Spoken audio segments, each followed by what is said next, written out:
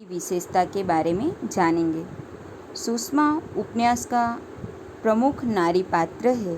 उसके पिता एक मध्यम वर्गीय नौकरी पेशा व्यक्ति थे जो पक्षाघात की बीमारी से पीड़ित थे। सुषमा हिंदी की प्राध्यापिका है। वह हॉस्टल की वार्डन भी है। उसके माता पिता तथा भाई बहन कानपुर में रहते हैं। वह दिल्ली की एक गर्ल्स कॉलेज में प्राध्यापिका है। उसके पिताजी निवृत्त हो गए थे। वे चाहते तो सुषमा का विवाह करवा सकते थे, किंतु सुषमा पढ़ने में असाधारण रूप से तेज थी और उसके पिता के अंतर्मन में कहीं न कहीं यह बात जरूर थी कि 3 वर्ष बाद वही उनके परिवार का सहारा बन सकती है। सुषमा की महत्वाकांक्षा थी कि वह उच्च शिक्षा प्राप्त कर भविष्य में उच्च पद पर कार्य करने के योग्य हो सके। इस भावना से प्रेरित हो वह आज कॉलेज में प्राध्यापिका तथा हॉस्टल की वार्डन है। सुषमा बड़ी कर्तव्यपरायण युवती है। वह अपने परिवार के दायित्व को अपना सर्वस्व समझकर निभा रही है। वह अपनी कृष्णा मौसी को एक स्थान पर कहती है, मैं भी अगर न करूँ तो किसके आगे हाथ फैलाएंगे। मैं जो करती हूँ कर्तव्य समझकर नहीं, उनके प्यार में करती हूँ। मेरा तो मन करता है कि मेरे पास अगर और कुछ होता तो और भी करती। अगर मैं सबसे बड़ा लड़का होती तो क्या न करती। इसी तरह मैं अब भी करती हूँ। इन लोगों के लिए कुछ करके मन में बड़ा संतोष सा होता है। अपने लिए तो सभी करते हैं, छोटे भाई बहनों के लिए कुछ कर सकूं, उस योग्य भी तो पिताजी ने ही बनाया है।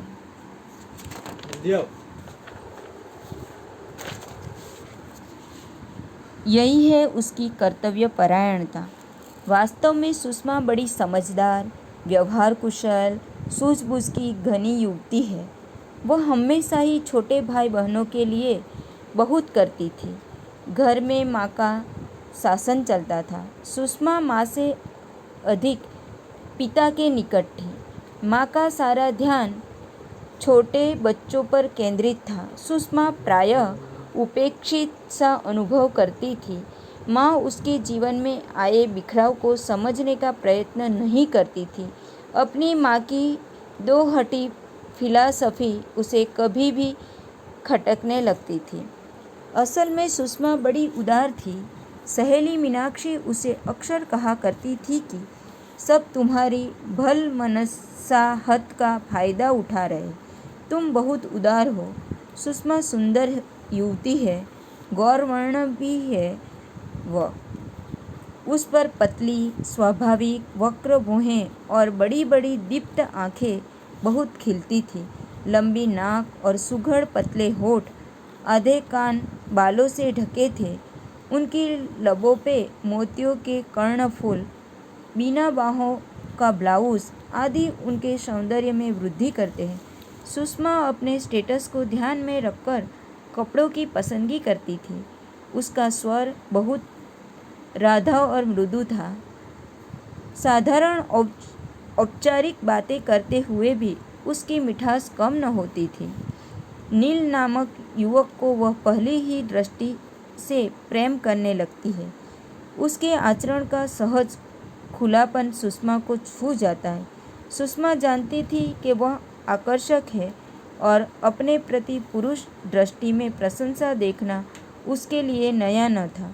इस प्रकार सुषमा आकर्षक व्यक्तित्व की घनी है। वह अपनी आयु से बहुत छोटी दिखती थी। वह अपने साथ काम करने वाली अध्यापिकाओं से बहुत अच्छी तरह से पेश आती थी। द्वेष, ईर्ष्या उसे स्पर्श नहीं कर सकते थे। वह लड़कियों के साथ भी सरलता से पेश आती थी। अपने प्रत्येक काम में वह चौकस थी। वह किसी को शिकायत का मौका देना नहीं चाहती थी।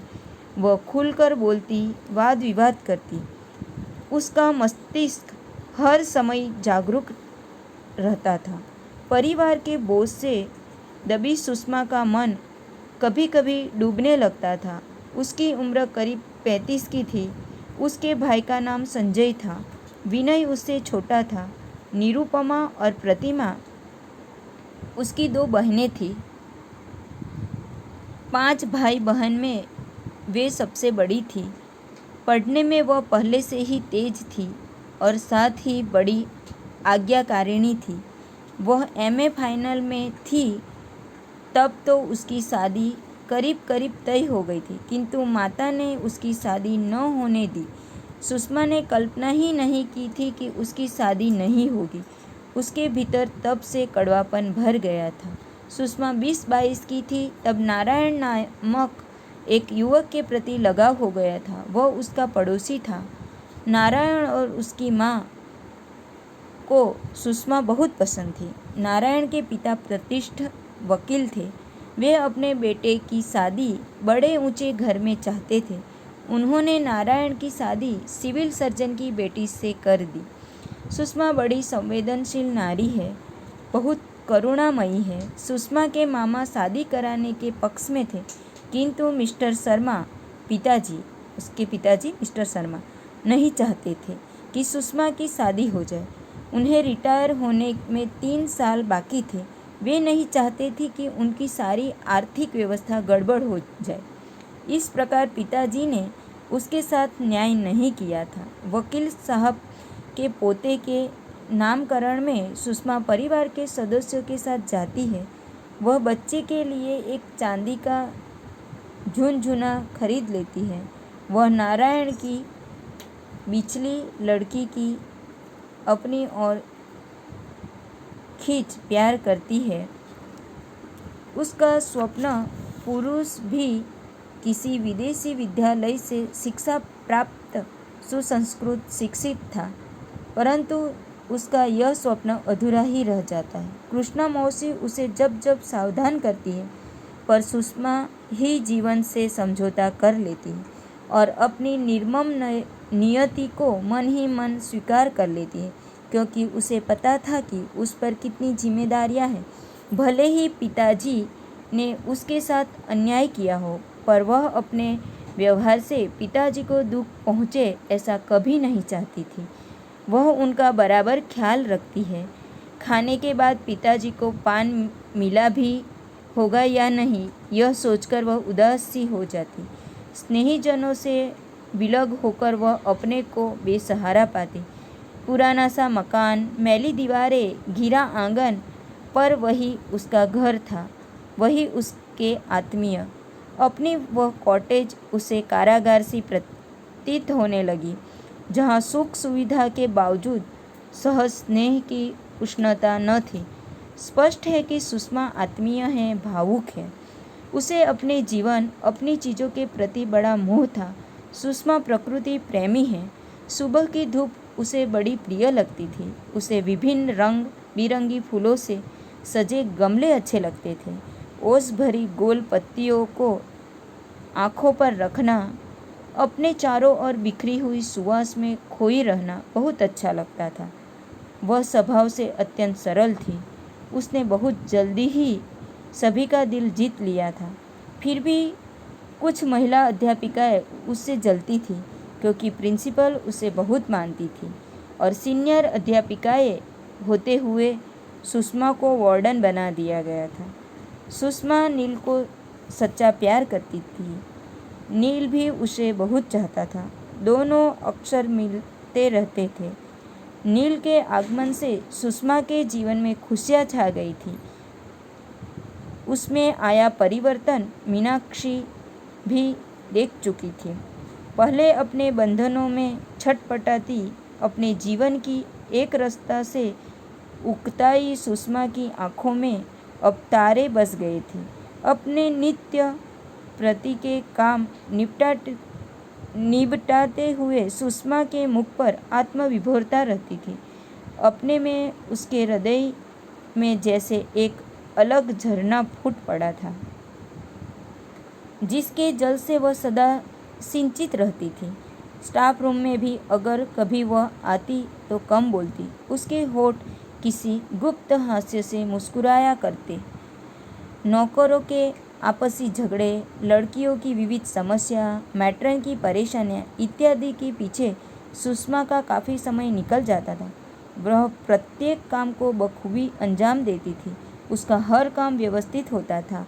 वह अपने कमरे को भी बराबर सजा कर रखती थी। नील को सुषमा नन्ही गुड़िया सी लगती थी। आयु और जिम्मेदारियों के बढ़ने से सुषमा में बहुत गांभीर्य आ गया था।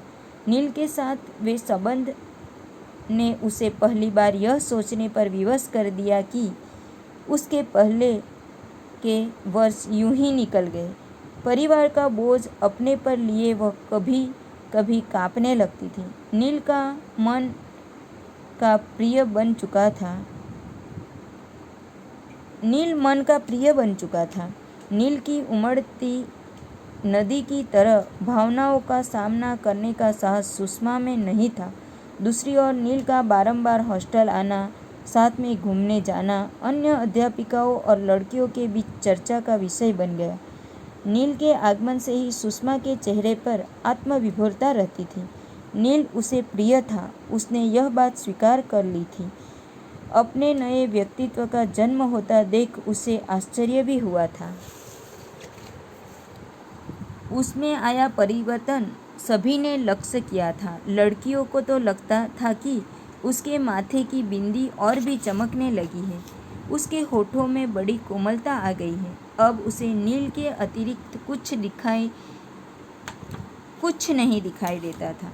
इस प्रकार सुषमा आदर्श प्रेमिका है। नील अब उसके लिए सब कुछ बन गया था। वह निखालस है। नील के सामने वह कुछ भी छिपाना नहीं चाहती। मेरा जीवन के कई ऐसे पहलू हैं जिसके बारे में मैंने तुम्हें कुछ नहीं बताना नहीं चाहा, क्योंकि मैं नहीं चाहती थी कि वह काली छाया तुम्हें भी ढक ले। पर नील पिछले 11 सालों में से जिंदगी से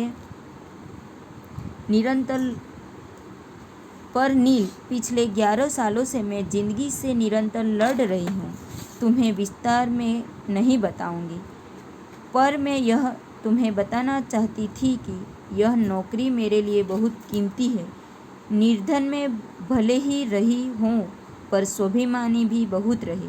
जीवन में कभी कभी ऐसे अवसर भी आए जबकि मैं अपने शरीर के मोल से धन और आराम पा सकती थी, पर वह मैंने स्वीकार नहीं किया। एमए करने के बाद मैंने एक प्राइवेट कॉलेज में नौकरी की। वहाँ के सेक्रेटरी नगर के पुराने रईसों में थे। उन्होंने किस वस्तु का प्रलोभन नहीं दिया मुझे, पर मैंने वह नौकरी छोड़ दी। स्पष्ट है कि उसमें स्वाभिमान फूट फूट कर भरा पड़ा है। सुषमा एक सहृदया युवती है। वह कॉलेज तथा हॉस्टल की सभी छात्राओं के साथ आत्मीयता से पेश आती है। उनकी समस्या को अपने समझकर उनका समाधान करने के लिए सतत प्रयत्नशील रहती है। वह छात्राओं के लिए कड़क नीति नियमों का आग्रह करती है, तो दूसरी तरफ उनकी व्यक्तिगत स्वतंत्रता का हनन भी नहीं करती। जब उसे मालूम होता है कि अपनी ही सह अध्यापिका स्वाति ने आत्महत्या का प्रयास किया है, तो उसे सविशेष सहानुभूति होती है। वह मिसेज पुरी से कहती है, यदि आपको पता था कि स्वाति किसी परेशानी में है तो आपको सहायता करनी चाहिए थी। वह लड़की दूर देश में आकर अस्पताल में पड़ी है और आप स्वाति की ऐसी स्थिति पर अन्य लोगों का हंसना उसे बिल्कुल सहन नहीं होता। स्वाति का क्या होगा, यही विचार उसे उद्वेलित कर देता है। मुसीबत में फंसे लोगों की सहायता के लिए वह हमेशा तैयार रहती थी। किसी की विवशता, लाचारी पर हंसी मजाक करना उसे असह्य था। सुषमा एक आदर्श अध्यापिका है। छात्राएं सुषमा को ही अधिक चाहती है। स्टाफ की अन्य अध्यापिकाओं की तुलना में सुषमा ही वक्त की पाबंद है। अपने कार्य के प्रति सजग, कर्मठ, प्रामाणिक तथा ईमानदार है। जब वह क्लास में पढ़ाने जाती तो बिना नोट्स के पर्चे अवाध गति से बोलती जाती थी। तभी सभी छात्राएं उसे मुग्ध होकर सुनती जाती थी। कदाचित उसकी यही निष्ठा व कर्तव्य परायणता उसे प्रिंसिपल ने उसे प्राध्यापिका के साथ साथ हॉस्टल की वार्डन की जिम्मेदारी भी सौंपी थी। उसे पढ़ाने का बहुत शौक था। वह हल्के फुल्के रोमांटिक उपन्यास पढ़ा करती थी। सुषमा सुंदर तो थी ही, साथ ही वह अपने पद के अनुरूप कपड़े आदि पहना करती थी। टेल्कम पाउडर, कर्णफूलों, ग्रीवा, कलाइयों में सुगंध आदि लगाना वह नहीं भूलती थी। पर्स, छपी हुई साड़ियाँ, जरीदार चौड़े बॉर्डर के ब्लाउज, कानों में मोतियों के लंबे लटकन आदि वह पहना करती थी। सुषमा बेईमानी करना नहीं जानती थी। माँ उसे हॉस्टल के नौकरों से घर का काम करवाने के लिए कहती है। हॉस्टल का फर्नीचर बने तब घर के लिए भी कुछ बनवा लेने के लिए समझाती है। तब वह कह देती है, अब यही तो सिखाओगी अम्मा? बहुत कुछ किया जिंदगी में, यह बेईमानी नहीं की। लगता है तुम्हारे बाल बच्चों की खातिर यह भी करना पड़ेगा। सुषमा का पल भर का आवेग परिस्थिति जन्य है। वह तो दूसरे ही क्षण कह देती है, तुम शादी तय करो नीरू की, मैं अपने सारे गहने कपड़े उठाकर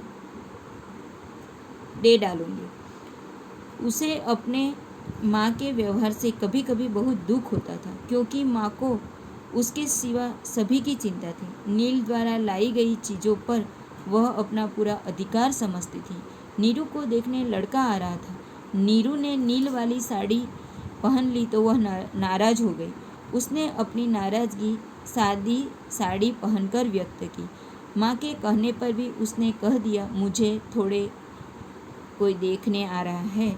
सुषमा नील से बेहद प्रेम करती है। नील भी उसे अपनी चिर संगिनी बनाने के लिए उत्सुक है, लेकिन अपनी पारिवारिक मजबूरी के कारण वह उसे अपना नहीं पाती। आई कांट मैरी यू, मेरी बहुत जिम्मेदारियां हैं, तुमसे तो कुछ भी नहीं छिपा है। पक्षाघात से पीड़ित बाबू, 2 बहनें और भाई, सब मुझे ही करना है। नौकरी करके परिवार का भरण पोषण करना अपना कर्तव्य समझती है वह, जिसे वह एक आदर्श बेटी की तरह बखूबी निभाती है। नील के विवाह प्रस्ताव का अस्वीकार करते हुए वह कहती है, विवाह करके परिवार को निराधार छोड़ देना मेरे लिए असंभव है। नील उसके परिवार की जिम्मेदारियां स्वयं उठाने के लिए तैयार हो जाता है। सुषमा उसे मना कर देती है। मन ही मन वह सोचती है, मैं यह कैसे कर सकूंगी? इतना भार मैं कैसे इन कंधों पर रखूं? यही उसकी स्वाभिमानी प्रकृति थी। वह किसी पर खुद को और परिवार वालों को बोझ बनते देखना नहीं चाहती थी। सुषमा नील को मना कर देती है। नील क्रोधित होकर चला जाता है। इस प्रकार नायिका अपनी निजी जिंदगी को अंधकार के गर्त में धकेल देती है। सुषमा नील को छोड़ने के पश्चात मानसिक रूप से टूटने लगती है। वह अपने भयावह भविष्य की परछाई को भांप चुकी है। इसलिए तो अपनी सहेली मीनाक्षी से कहती है, 45 साल की आयु में मैं भी एक कुत्ता या बिल्ली पाल लूँगी, उसे सीने लगा कर रखूँगी। बात यह है मीनाक्षी की, मैं नहीं चाहती कि जो कुछ मैंने देखा और सहा वही मेरे भाई बहनों के सामने आए। मैं मन महसूस कर रो कर रह जाती थी। कभी वह दिन भी था जबकि मेरे पास केवल 6-7 धोतियाँ थीं, जिन्हें धोकर सुखाकर मैं कॉलेज पढ़ने जाया करती थी। अगर प्रतिमा अरविंद से शादी करना चाहेगी तो मैं वह भी संभव कर दिखा दूंगी। प्रतिमा को कभी अपनी जीजी की तरह रातों की आंचल मुंह में ठूस रोना नहीं पड़ेगा। यही है सुषमा की त्याग भावना। वास्तव में उसका चरित्र गुणों का भंडार है। वह अपने लिए नहीं, दूसरों के लिए जीना चाहती है। अपनी खुशी से अधिक उसे परिवार के सदस्यों की खुशी की चिंता है। तभी तो वह परिवार वालों के लिए जब वह कानपुर जाती कुछ न कुछ ले जाती थी। संजय की लेदर जैकेट, विनय के लिए सिली हुई कमीजें, निरुपमा के लिए ऊन, प्रतिमा के लिए सलवार कमीजों, के कपड़े और मैचिंग दुपट्टे, पिताजी के लिए बढ़िया कंबल और माँ के लिए साड़ी।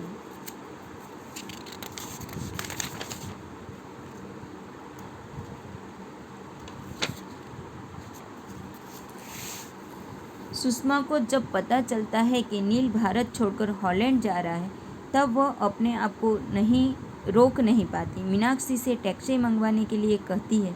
टैक्सी आते ही उसे न जाने क्या हो जाता है कि वह रुक जाती है। उससे अंतिम बार मिलने भी वह नहीं जाती। सचमुच सुषमा त्याग की मूर्ति है। वह नहीं चाहती कि उसने छात्रावस्था में जो कष्ट उठाए थे वे भाई बहन उठाए। पारिवारिक जिम्मेदारियों के कारण नील को चाहते हुए भी स्वीकार करने में असमर्थ है। नील के आगमन के बाद जीवन के प्रति उसका दृष्टिकोण ही बदल गया था। वह मानसिक रूप से जैसे नील की दासी हो गई थी। नील की किसी बात पर निषेध करना उसके वश में नहीं था। अपनी बहन नीरू की शादी के लिए उसने 8,000 रुपये का खर्च था। 6,000 रुपये का प्रबंध खुद करती थी। अपनी बहन की शादी के उपलक्ष्य में वह पार्टी देती है। उसे दुख इस बात का था कि उसके व्यक्तिगत जीवन में उसके सहयोगियों ने हस्तक्षेप किया था। प्रिंसिपल को उसके खिलाफ शिकायत की थी, जबकि सुषमा इतनी सरल थी कि उसने किसी को व्यक्तिगत जीवन में हस्तक्षेप नहीं किया था।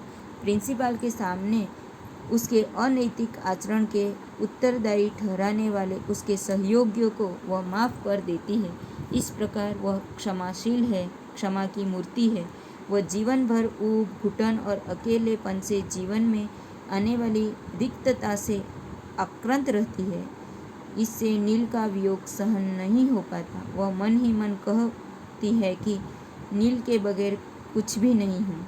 सुषमा के चरित्र द्वारा उषा जी ने ऐसी नारियों को वर्णित किया है जो अपने परिवार प्रतिबद्धता में अनेक वैयक्तिक सुखों का बलिदान कर देती है। इसी संदर्भ में डॉक्टर लाल साहब सिंह ने ठीक कहा है।